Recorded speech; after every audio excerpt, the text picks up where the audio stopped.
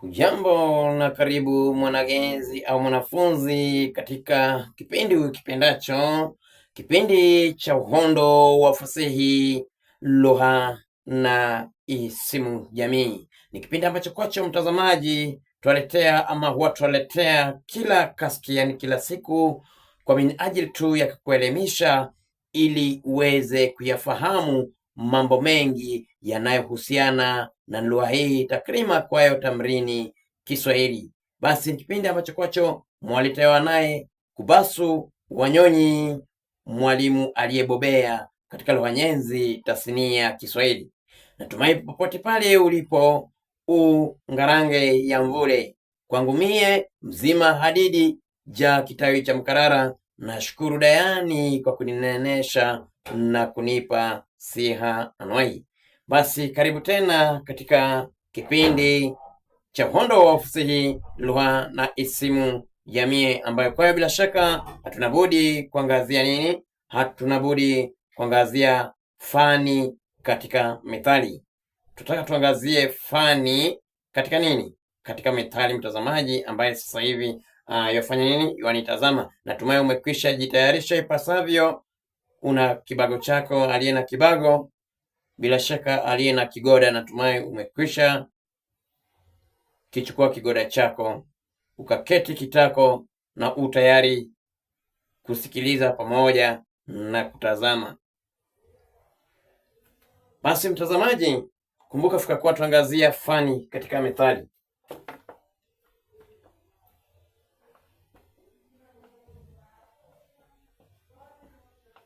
Fani katika methali.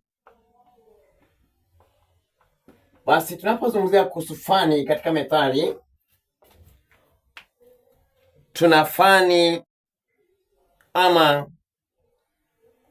tutapata fika kuwa methali hujengwa kwa tamathali za usemi na mbinu nyinginezo kwazo za kifasihi. Methali hujengwa kwa tamathali za usemi pamoja na mbinu nyingine za kifasihi.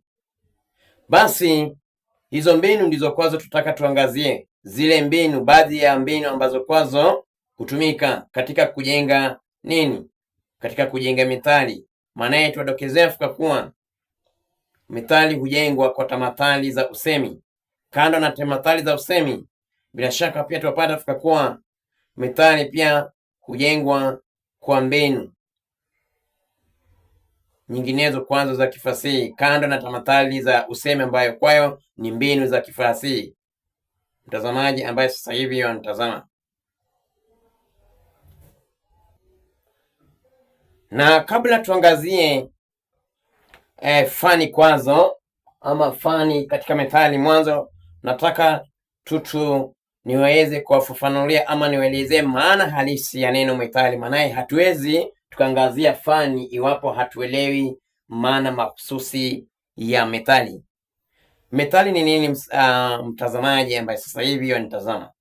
Methali ni semi, na hizi semi bila shaka ni zile fupifupi za kimapokeo. Semi fupifupi za kimapokeo zenye kueleza fikra, maarifa, hekima pamoja na funzo yanayotokana na uzoefu wa jamii mahususi. Tafadhali mtazamaji ambaye nitazama sasa hivi, nimesema fika kuwa methali ni semi fupifupi. Wacha nitaandika semi fupifupi. Unaweza andika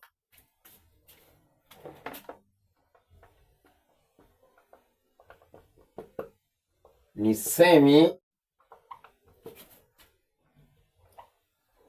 fupifupi. Methali ni semi fupifupi za kimapokeo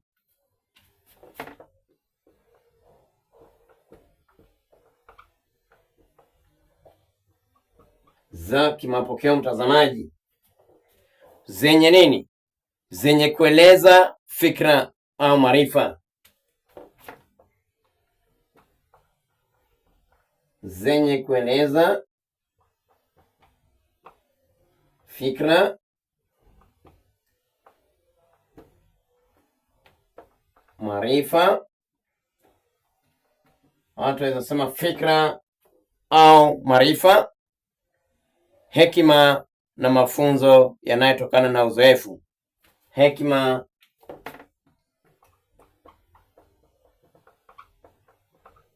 na mafunzo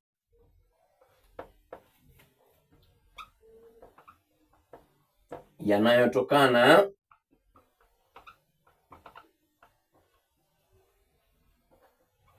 na hekima yanayotokana na uzoefu wa jamii mahususi.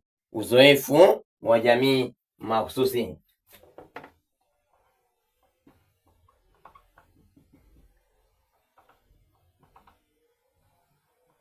Basi hiyo ndio kwayo mwanagenzi au mtazamaji, maana halisi ya neno methali, iwapo utasailiwa ama utaulizwa, je, methali ni nini?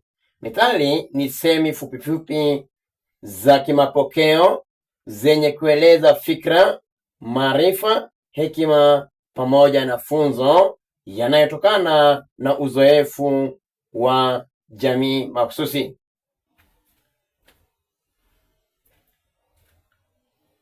Methali pia huitwa mithali. Kisha jambo jingine ambalo ningependa nikudokezee kuhusu methali ni fika kwa methali huwa ni aina mojawapo za nini? Utanzu. Na bila shaka methali ni utanzu tegemezi. Kwa sababu zipi? Kutumia kwayo methali hutegemea tanzu nyingine. Tutapata fika kuwa methali hutokea katika mazungumzo mazito, kama vile katika kutoa mawaidha, au kama kielezo mtazamaji, au kielelezo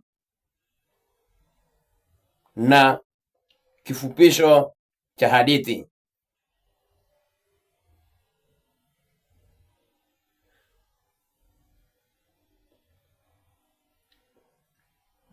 Basi mtazamaji, hilo ndilo jambo ambalo kwa sharti uweze kulifahamu, kuwa methali ni utanzu tegemezi. Kwa sababu zipi?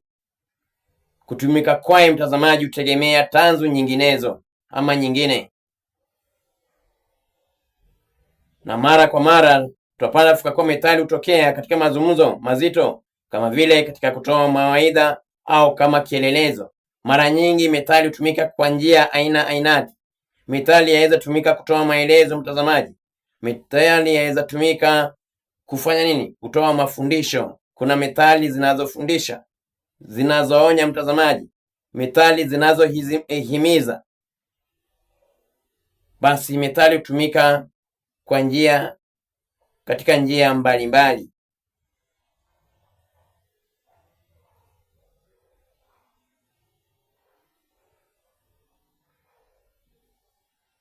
Basi tunataka tuangazie sasa fani katika methali, ambayo nimekudokezea fika kuwa methali hujengwa kwa tamathali za usemi na mbinu nyingine za kifasihi,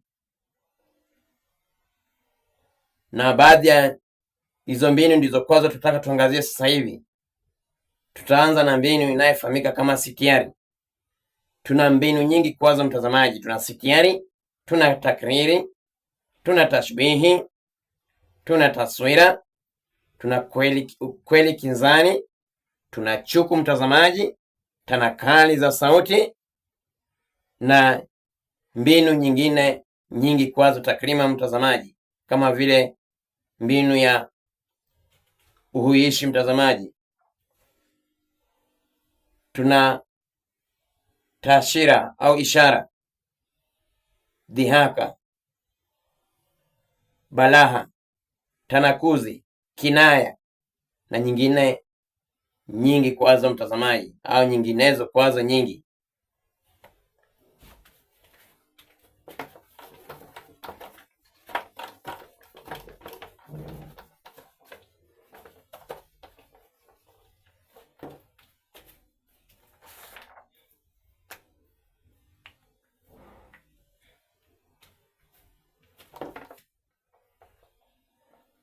Methali hujengwa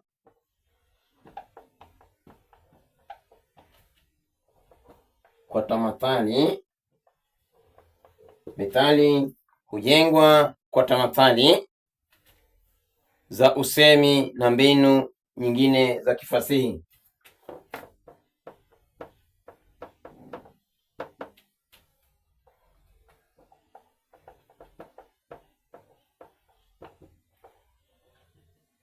Na mbinu nyingine za kifasihi.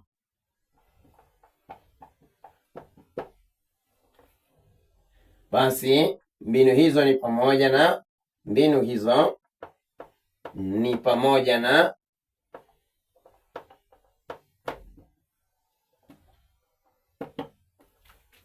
kisha tunaziweka kwenye orodha mtazamaji. Tunaziweka katika nini? Kwenye orodha.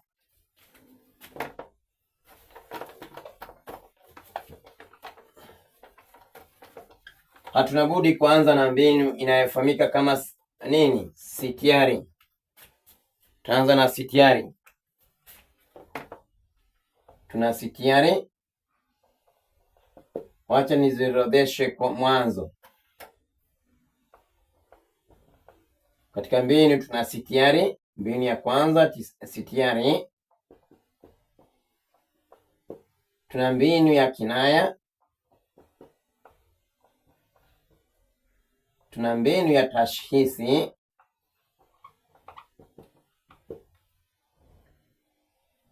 Tuna tashbihi.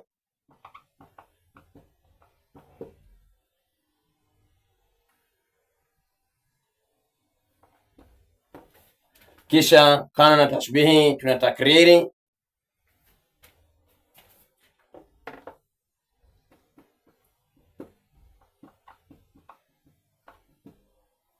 Kisha tuna gani tena? Tanakali za sauti.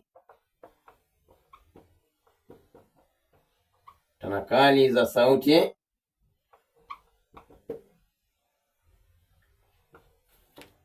Kando na tanakali za sauti mtazamaji, tuna kweli kinzani.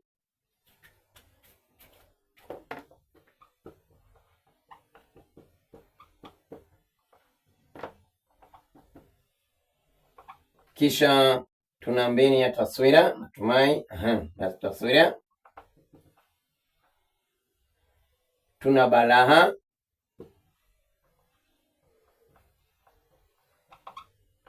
Ni balagha mtazamaji, sio balagha, ni balagha. Mara nyingi huwa nadokezea kwa kuwa kuna baadhi ya ya herufi ambazo kwazo hazitakikani kutamkwa moja kwa moja. Hizo herufi katika lugha nyenzi ya tasnia ya Kiswahili tunaziita herufi kinzani. Katika lugha ya Kimombo ni silent words mtazamaji ambaye sasa hivi anitazama. Kando na hayo mtazamaji, tuna chuku.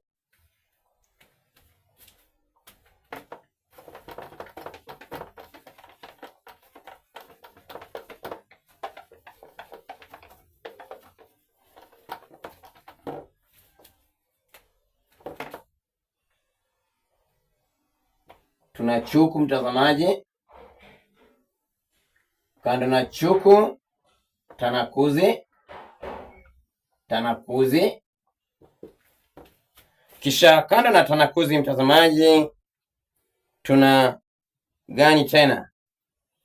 Tashira.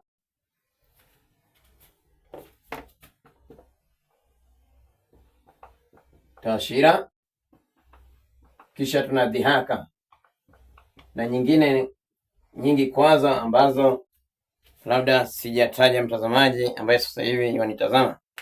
Hebu tuanze moja kwa moja na mbinu ya gani? Na mbinu ya sitiari. Basi sitiari ni mbinu gani mtazamaji? Sitiari ni mbinu ambayo kwayo bila shaka ama tuweza sema kuwa ni mbinu ya kulinganisha kitu na kingine bila kutumia maneno ya kulinganisha. Ni mbinu ambayo kwayo unapotumia, mara nyingi tunatumia katika kulinganisha kitu kimoja na kingine.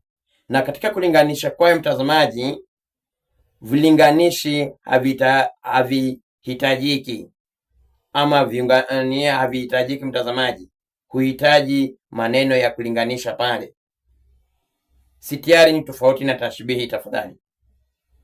Sitiari nimesema ni mbinu ya kulinganisha kitu na kingine bila kutumia maneno ya kulinganisha, kama vile tuna maneno mengi ya kulinganisha. Mfano tu tuna neno kama, tuna neno mfano wa, tuna neno mithili, tuna neno ja. Hayo ni baadhi ya maneno ya kulinganisha. Maneno haya hayatumiki kamwe katika mbinu hii ya sitiari. Sitiari ni mbinu ambayo kwayo utalinganisha kitu kimoja na kingine bila kutumia vilinganishi, tofauti na tashbihi.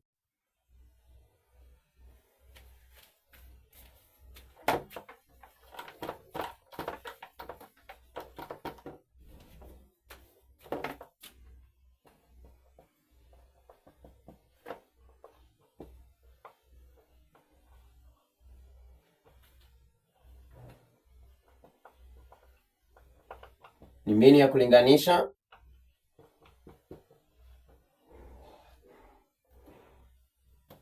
kitu na kingine, kitu na kingine bila kutumia vilinganishi au kilinganishi katika umoja, bila kutumia vilinganishi. Mifano ya vilinganishi mtazamaji, mifano ya vilinganishi. Tuna neno kama, tuna neno kama, tuna neno mfano wa, mfano wa, mithili ya, neno ja. Hayo ni baadhi ya maneno yanayotumika katika kulinganisha kitu kimoja na kingine. Maneno haya hayatumiki kamwe, abadan, katani mtazamaji, katika mbinu ya sitiari, tofauti na tashbihi ambayo kwayo bila shaka ni tamathali inayolinganisha vitu kwa kutumia maneno ya kulinganisha.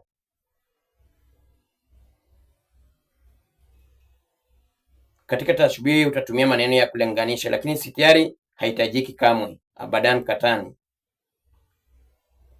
Kwa mfano, nikitoa mfano wa tashbihi mtazamaji,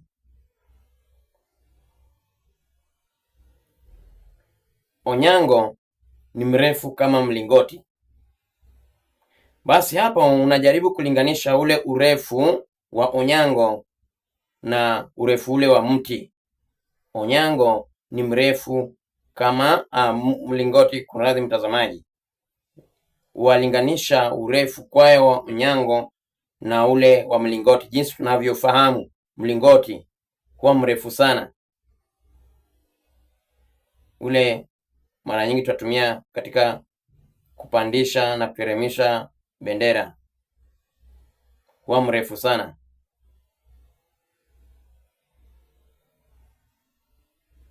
Basi tunajaribu kulinganisha urefu wa Onyango na ule wa mlingoti. Sio eti Onyango urefu wake yotoshana na ule mlingoti, lakini tunajaribu tukulinganisha kulingana jinsi alivyo mrefu. Tuwaweza linganisha na nini? Na ule mlingoti. Onyango ni mrefu kama mlingoti. Lakini tunapotumia sitiari hatutatumia kilinganishi kama. Badala ya kusema Onyango ni mrefu kama mlingoti, tutasema Onyango ni mlingoti. Onyango ni mlingoti. Unalinganisha moja kwa moja bila kutumia vilinganishi. Natumai nimeondoa kilinganishi pale kama.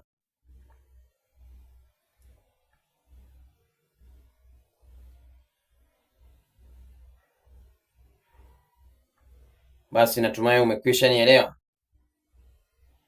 Mgeni ni kuku mweupe. Hii ni sitiari. Basi hapa utapata fika kwa mgeni anafananishwa moja kwa moja na kuku mweupe, kuonyesha mgeni utambulika haraka akiwa kwenye kundi. Mtazamaji, mgeni ni kuku mweupe, hutambulika sana. Yeyote mgeni, ukienda sehemu fulani, we mgeni utatambulika kwa haraka sana kwenye kikundi hicho mtazamaji, kulingana na jinsi utakavyo shamiri pale. Basi ni mgeni ni kuku mweupe, sitiari mtazamaji ambaye sasa hivi wanitazama. Ahadi ni deni. Basi tutapata fika kwa hapa, ahadi inafananishwa na deni, kuonyesha kuwa ni sharti mtu kutimiza nini? Ni sharti mtu kutimiza ahadi aliyoiweka.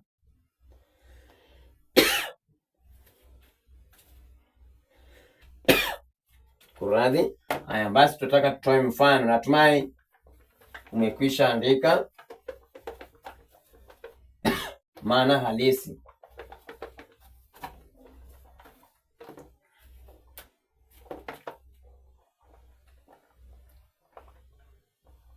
Mfano ya sitiari au sitiari.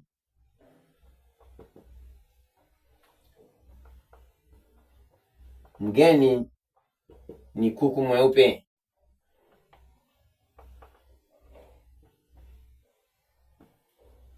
Ahadi ni deni.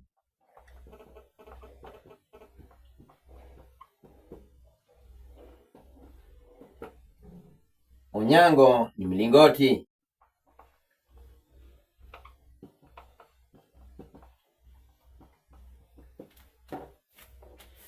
Wafula ni nyundo.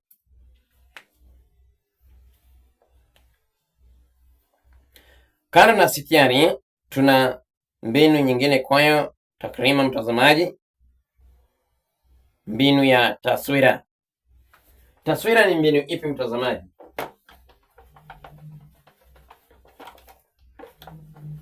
Hii ni hali ya picha kujijenga akilini mwa msomaji anaposoma.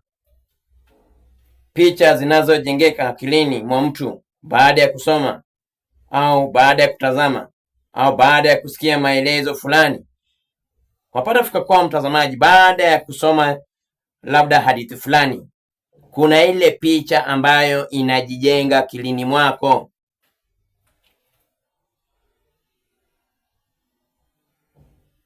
Au baada ya kutazama kitu fulani, kuna ile picha ambayo hujijenga akilini mwako, au hata baada ya kusikia maelezo fulani. Na tukiangazia kwa upana, tunapata fika kuwa mara nyingi taswira hutokana na tajriba pamoja na mazingira ya mtu. Tajriba pamoja na nini? Tajriba pamoja na mazingira kwayo ya mtu. Kwa mfano wa taswira.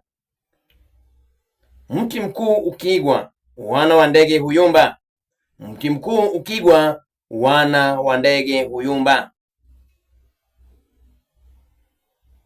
Basi hapa mtazamaji, taswira au picha ya mti ulianguka na wana wa ndege kwenye nini? Kwenye viota. Inaonyesha jinsi nini? Kiongozi akifa au akipatwa na matatizo, anawaongoza nini? Pia kuingia nini? Mashakani. Mti mkuu ukigwa, wana wa ndege fanya nini? Huyumba. Ule mti mkubwa mara nyingi ukitikiswa ama ukiangushwa chini, wana wa ndege wanaanza kuyumbayumba, wanashindwa waelekee wapi.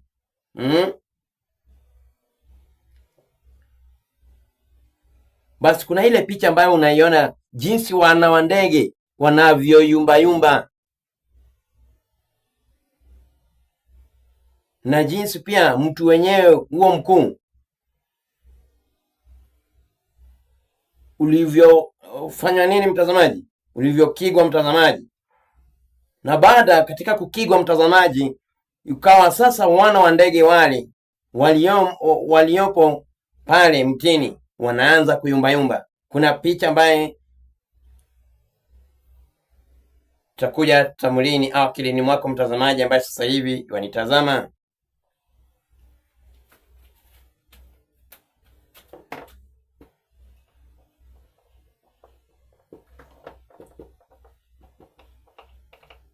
Taswira ni picha zinazojengeka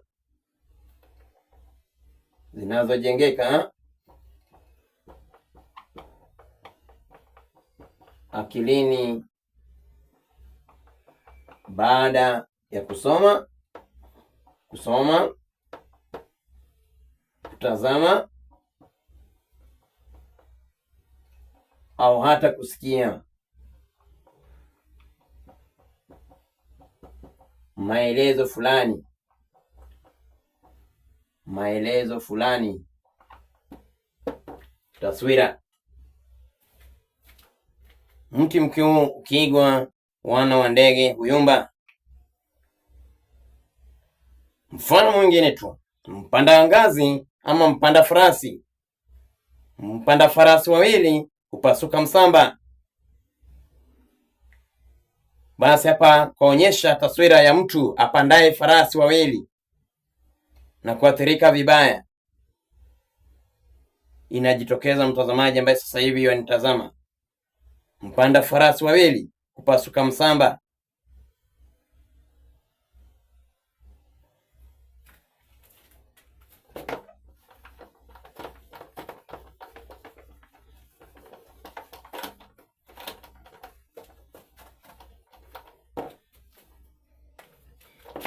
Mfano wa kwanza ulikuwa mti mkuu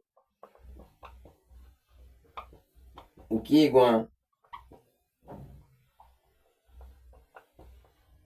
wana wa ndege huyumba.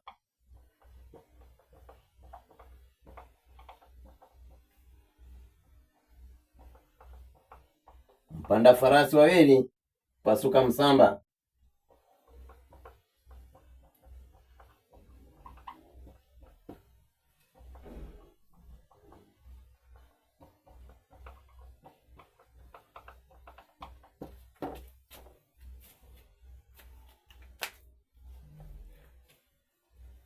Kisha tutaka tuangazie mbinu nyingine. Hatutaangazia mbinu nyingi mtazamaji.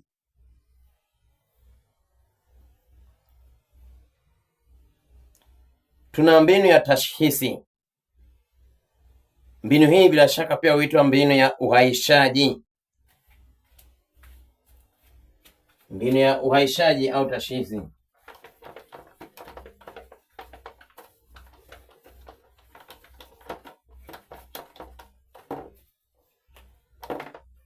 Uhaishaji kutokana na neno uhai, uhaishaji au tashhisi. Basi mbinu ya uhaishaji ni mbinu ambayo kwayo kitu kisicho na nini? Kitu kisicho na uhai hupewa sifa sawia na ya binadamu.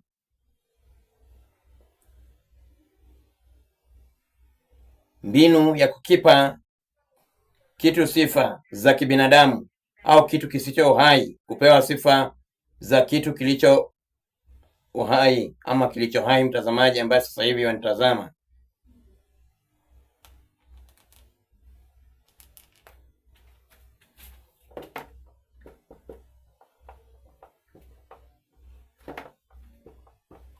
Mbinu ya kukipa kitu sifa.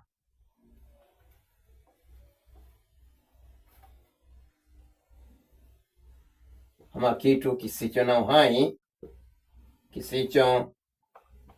uhai, sifa sawia na binadamu. Hiyo ni mbinu ya uhaishaji au mbinu ya tashhisi. Mfano tu mtazamaji, tuna mifano mingi kwayo takrima, lakini nitapeana labda mifano miwili.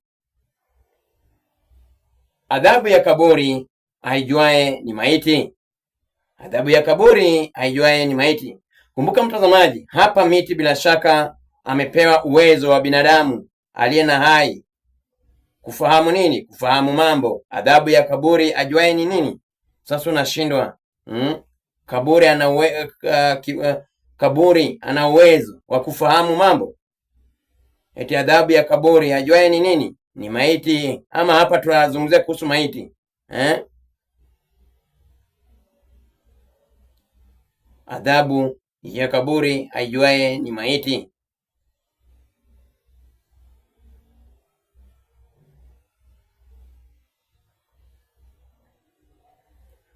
Hapa sasa tunazungumzia maiti. Kumbuka maiti hana uhai katu abadani, lakini hapa twaelezea kwa kuwa adhabu ya ile kaburi anayefahamu ni nani? Ni maiti. Sasa unashindwa kwenda vipi tena maiti akaweza kuifahamu adhabu anazopitia, yale madhila anayopitia kaburi Adhabu ya kaburi haijuaye ni maiti.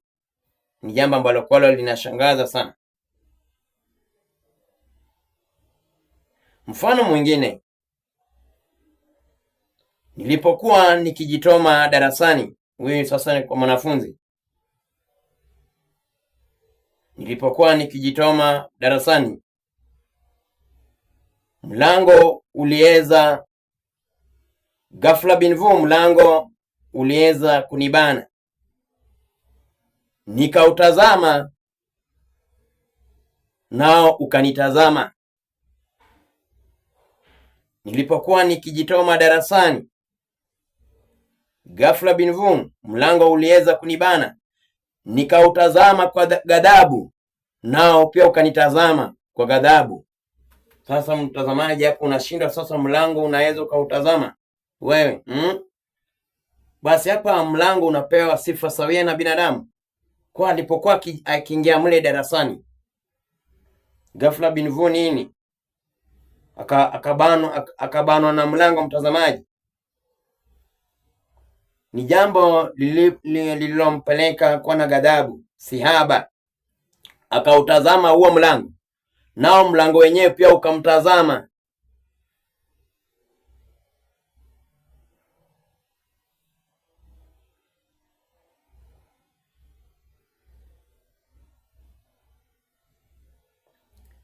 Siri ya mtungi aijuaye ni kata. Hapa bila shaka mtazamaji, kata inapewa sifa ya kibinadamu ya kufahamu hali ya nini? Mtungi, ya kuwa na siri, jambo ambalo kwalo silo la kawaida. Basi hiyo ni mbinu ya uhaishaji ama tashkhisi. Tuna mbinu ya kinaya pia. Kabla tuangazie mbinu ya kinaya, wacha niandike tu mfano mtazamaji.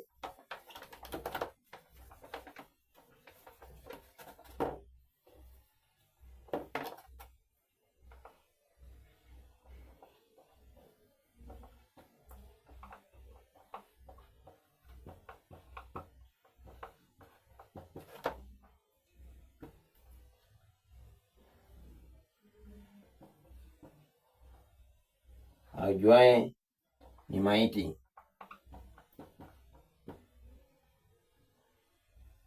Kisha siri ya mtungi, ajuaye ni kata.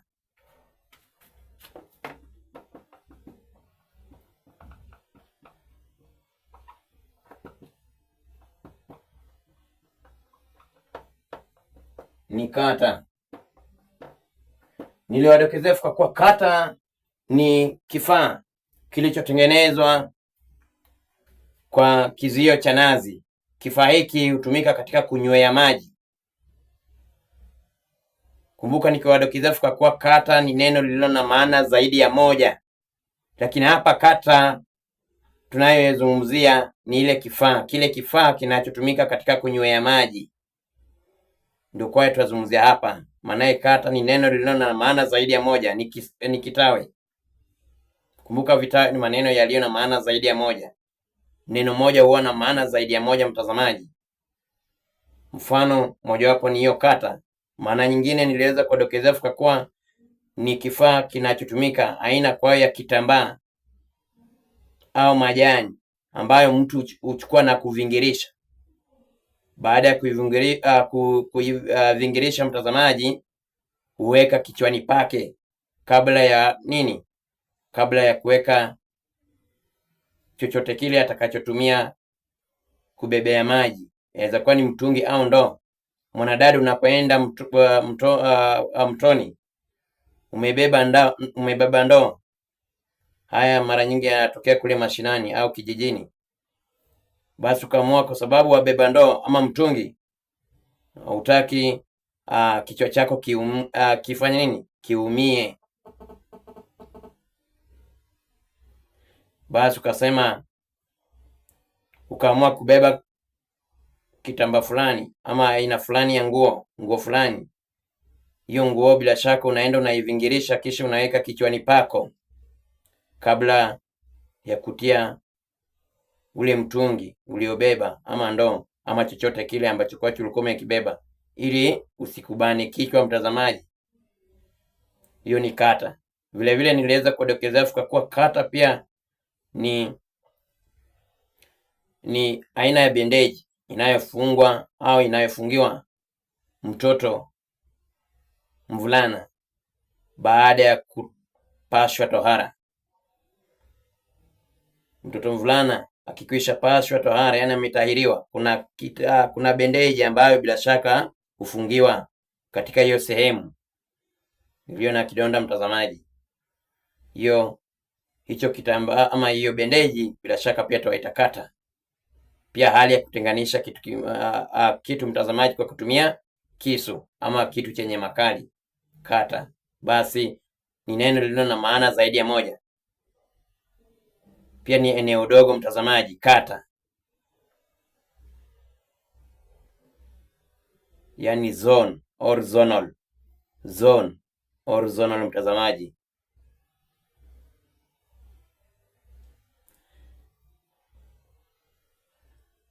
Kisha tuna maswali balaha. Maswali balaha ni maswali yasiyohitaji majibu, maswali yasiyo na majibu. Na maswali haya mara nyingi, mtazamaji, hutumiwa katika kumchochea mtu kufikiri au kutafakari kwa falsafa, yani kiundani.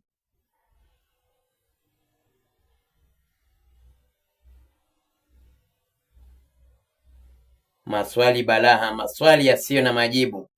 Katika lugha ya Kiingereza tusema rhetorical questions or rhetorical question, mtazamaji. Maswali balaha, maswali yasiyohitaji majibu. Na mara nyingi maswali haya hutumika ili kumchochea mtu kufikiri au kufikiria, mtazamaji, kwa falsafa ama kutafakari kwa falsafa. Kutafakari ndiko kwayo kufikiria. Ufalsafa ni kiundani, yani kufikiria kiundani, mtazamaji, au kwa undani.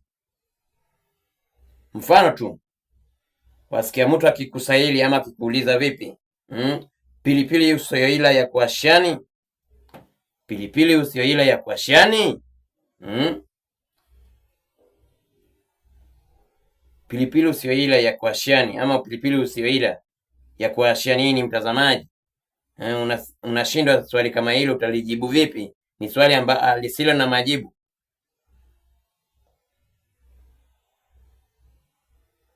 Mavi usioyala wayaingiani kuku, ama mavi usioyala wayaingiani kuku. Hayo ni baadhi ya maswali balaha.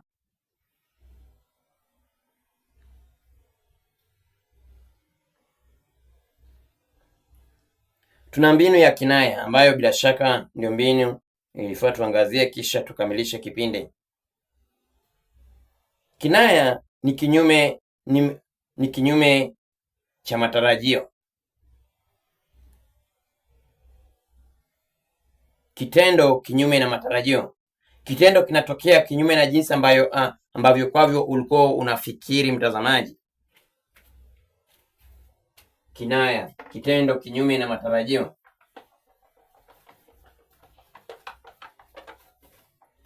Mfano tu, mtazamaji,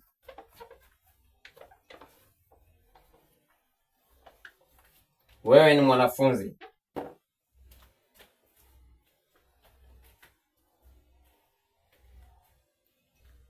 Basi ulipokuwa katika pilika za hapa na pale, mtazamaji, ama katika kukurukakra za hapa na pale, ghafla binvu ukakutana na mtu fulani ambaye bila shaka kwa hiyo wewe kuna jinsi ambavyo kwavyo huo wampa heshima au tadhima ukipenda. ukapata mtu huyo anatekeleza jambo ambalo kwalo bila shaka hukutarajia kufika kwa mtu kama huyo anaweza kalitekeleza.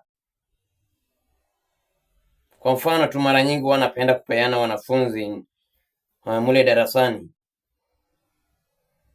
Mwanafunzi ulikuwa katika pilka za hapa na pale, ghafla binvu ukakutana na mwalimu wako yule ambaye unamfahamu vizuri, unamheshimu, labda mwalimu mkuu au kaimu ama mwalimu yote yule ambaye wamheshimu, akiwa katika harakati ya kunini ya kwenda haja kubwa, yuko pale sehemu fulani kando, yuaenda haja kubwa mwanafunzi. Hebu tafakari, fikiria mwanafunzi, jambo ambalo kwalo hujawahi tarajia kwa laweza tokea.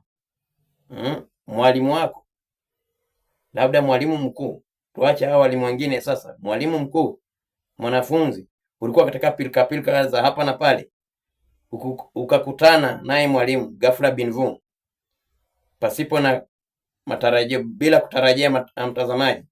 Hapo pia wapata fika kwa matukio mawili pia yanatokea kwa wakati moja. Hiyo ni mbinu nyingine, mtazamaji ambaye sasa hivi wanitazama. Hiyo ni sadfa.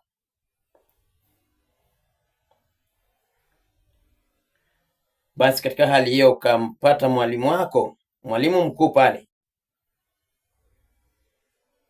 yuko kando ya barabara yoenda haja kubwa,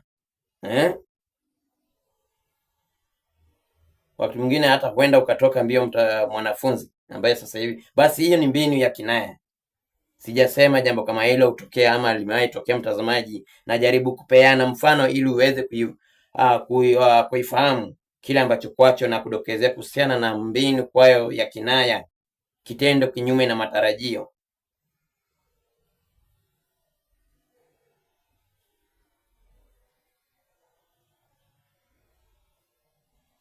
Ulikuwa watembea barabara kwenye baraste au barabarani, ghafla binivuka kutana naye Mheshimiwa Rais akienda haja ndogo hapo kwenye barabara, mtazamaji. Ni jambo ambalo si la kawaida. Basi ni kinaya, kitendo kinyume na matarajio.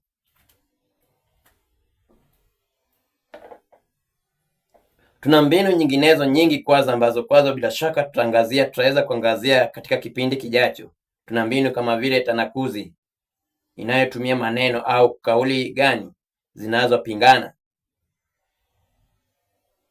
Kwa mfano, tamaa mbele, mauti nyuma.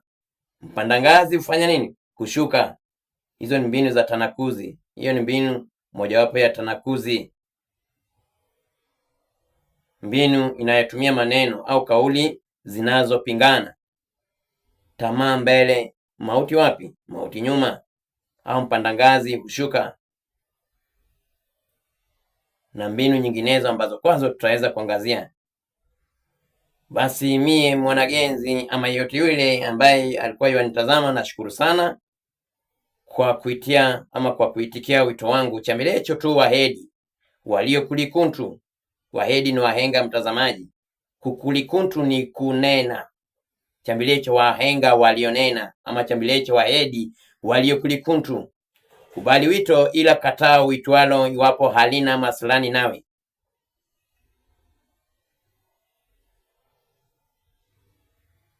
Wama kilicho na mwanzo mathalani huwa na mwisho. Basi mie na kunja langu jamvi, kaditadi tamati na ngangu na shusha kwa mahanjamu kedekede. Natumai twatiana mbonini majaliwa ya Manani. Uwe na wakati usioko na bugdha wala mishemishe kaditadi tutakapofalikiana katika kipindi kijacho. Kumbuka umekuwa nami Kubasu Wanyonyi, mwalimu aliyebobea katika lugha nyenzi tasnia Kiswahili, kipindi cha Uhondo wa Fasihi, Lugha na Isimu Jamii. Ni kipindi ambacho kwacho tuwaletea kupitia mitandao ainati, yani mitandao aina mbalimbali ama tofauti mtazamaji, ukiwemo mtandao wa YouTube. Basi ukiingia pale YouTube Kubasu Wanyonyi, mtazamaji, baada ya kusakura Kubasu Wanyonyi, sarakua au subscribe mtazamaji. Waweza ukapendekeza, yani kulike. Unaweza ukaifuatiliza mtazamaji, ufollow. Na vile vile usisahau kutuma maoni yako, unidokezee kipindi unakipokea kipindi kwa hali au namna gani. Yani you can comment mtazamaji, you comment mtazamaji. Na pia usisahau kushirikisha na mwenzio, you share mtazamaji. So ensure you subscribe, you like, share and comment, na mambo yatakuwa aula. Wakati mwingine yabidi nichanganye ndimi, maana katika kuchanganya ndimi pia tunaruhusiwa katika fasihi gani? Katika fasihi andishi, ambavyo kwavyo pale tuangazia vitabu kama vile tamthilia, tuna riwaya, tuna hadithi fupi, tuna novela. Sasa wanafunzi wa sekondari ya msingi, kwa mfano pale grade ya 7 wanafanya novela.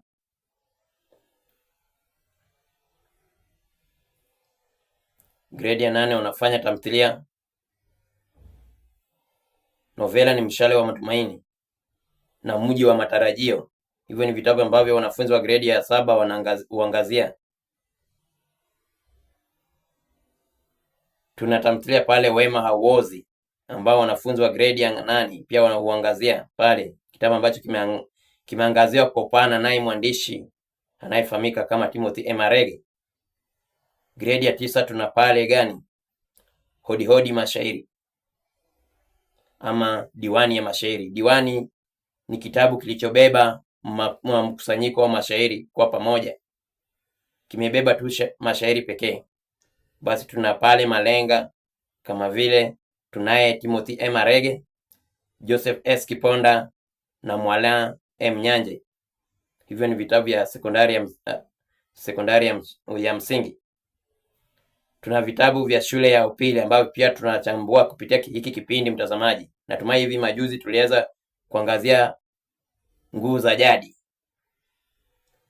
kitabu ambacho kimeangaziwa sana kwa upana naye Clara Mumanyi. Kumbuka Nguu za Jadi ni riwaya. Tuna kitabu cha hadithi fupi Mapambazuko ya Machweo na hadithi nyingine, kitabu kizuri sana. Ni kitabu ambacho kimeangaziwa na waandishi wengi na ni zile hadithi fupi mtazamaji, na kila hadithi huwa na mwandishi. Kisha tuna Bembea ya Maisha